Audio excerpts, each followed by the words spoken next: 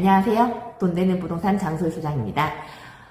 제 얼굴 보이시죠? 지금 패닉 상태, 얼이 좀 나간 상태입니다. 예, 저는 강알리 호텔 지을 때요, 좋은 입지에 좋은 설계에 좋은 서비스라면 분명히 수익이 날 것이다 라고 편하게 덤볐습니다. 하지만 아닙니다. 철저한 수지 분석을 하고 들어가는 게 맞을 것 같습니다. 되게 나이브하게 생각을 했던 것 같아요. 왜냐면 주변에서 너무 다 잘하고 계시니까 돈 번다는 얘기만 들었기 때문에. 하지만 저희 호텔 같은 경우는요, 철저히 수익형 부동산입니다. 그렇기 때문에 돈이 로스가 안 나고 쌓일 수 있는 구조를 만들어야 되는데요.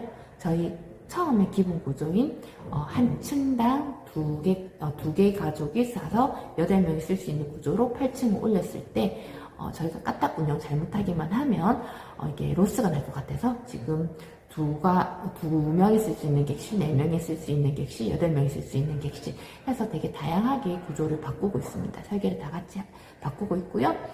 벽도로 돌아가고 있는 거죠.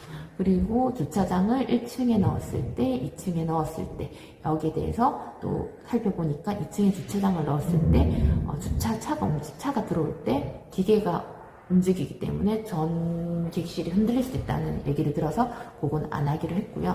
또 저희 같은 경우는 강알리에 있지만 강알리 백사장이 안 보여요. 바닷가가 안 보여요. 그렇기 때문에 그걸 커버할 수 있는 무엇을 해야 될까? 내부 인테리어에 힘을 줘야 될 것인지, 아니면 우리가 풀빌라인데 또 제일 꼭대기층은 파티를 할 수 있는 풀빌라를 만들어서 되게 강알리에 없는 독특한 DJ 컨셉을 가서 이 백사장과 바닷가가 안 보임, 강한 대교가 안 보임을 커버해야 되나? 이런 회의도 많이 했었고요. 주변에 다양한 사례를 들어서 공부를 좀 해봤습니다.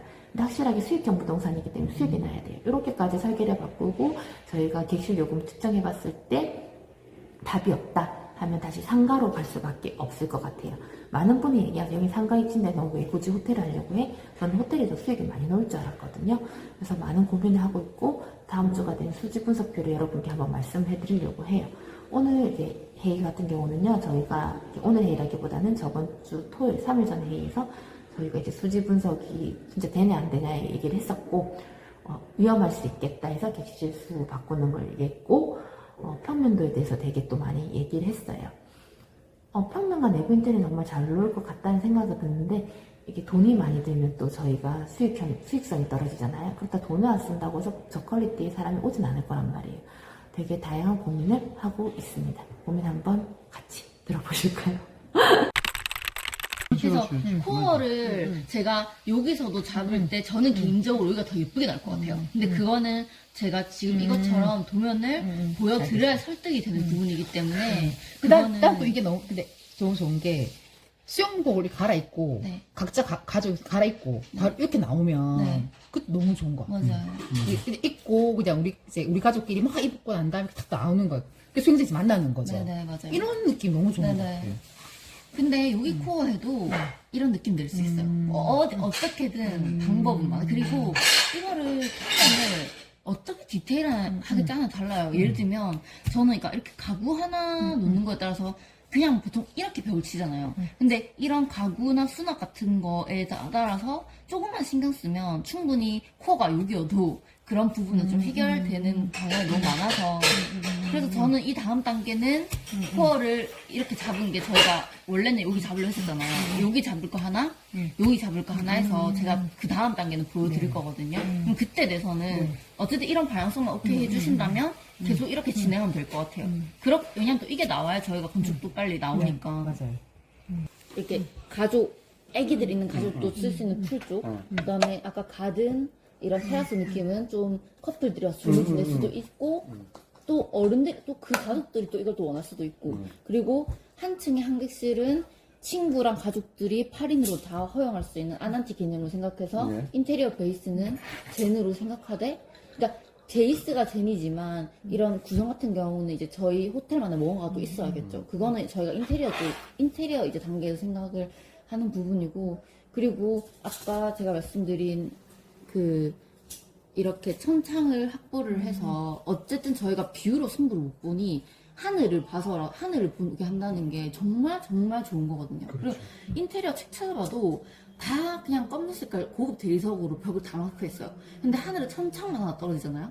얼마나 멋진 공간이 되는지 몰라요, 그게. 그래서, 근데 저희 입장에서는 어쩔 수 없이 뷰를 확보를 못하기 때문에 천창을 이용해서 형평성을 고려를 해서 방을 배치를 놓겠다라는 점으로 일단 오늘 얘기가 됐고, 는 옥상 것만 유지비 한 600 정도 나올 것 같아요.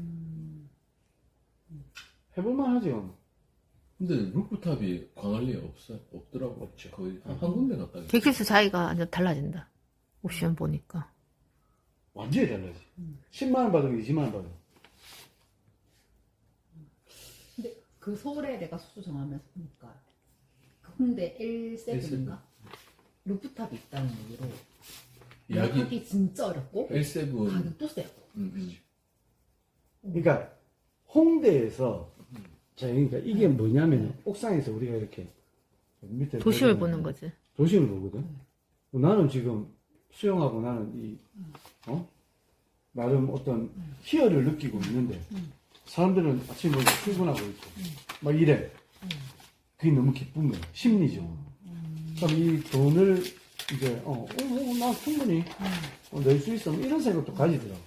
근데 그 다시 객실수 한 번만 체크해 주십시오. 객실수랑 수익률이 달라지니까. 우리 처음에는 다 가족형으라 그랬잖아. 아니 저는 이것도 나쁘진 않을 것 같아요.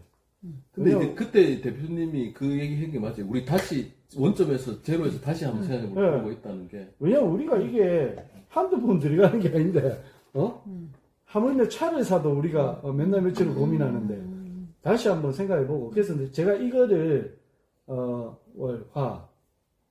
화요일날 제가 야놀자 담당자 만나거든요, 광안리.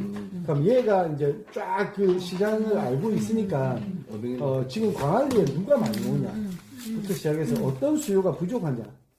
우리는 내년에 지어가지고 한 3년 정도 그렇죠, 지금 그렇죠. 분위기가 그래도 몇 년 갈 거라고. 맞아요. 지금 분위기에 맞춰가지고 하면 돼요. 그래서